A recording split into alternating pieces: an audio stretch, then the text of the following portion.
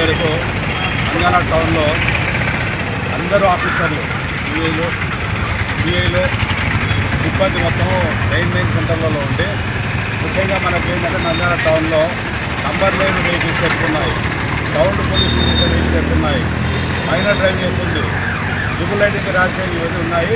ఈ 4 పాయింట్లను మేము దృష్టిలో పెట్టుకొని ఈ రైడ్స్ చేయమని చెప్పి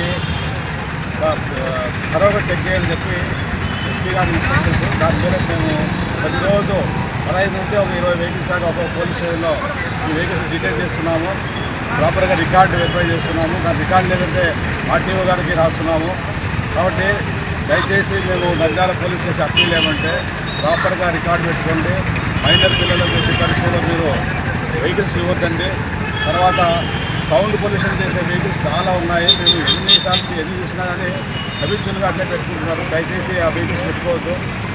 తర్వాత ర్యాష్ డ్రైవింగ్ అవుతుంది, దానికి తాగి నడపడము, రకరకాల ప్రభావంగా ప్రమాదాలు చేస్తున్నారు. కాబట్టి దీన్ని కట్టడి చేయాలనే ఉద్దేశంతో మేము నంద్యాల పోలీసు మా ఎస్పీ ఆధ్వర్యంలో స్పెషల్ డ్రైవ్ ఒక 1 month వరకు ఉంటుంది.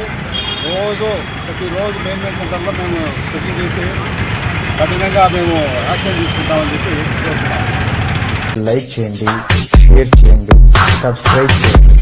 రెగ్యులర్ నోటిఫికేషన్స్ కోసం బెల్ బటన్ని ప్రెస్ చేయండి.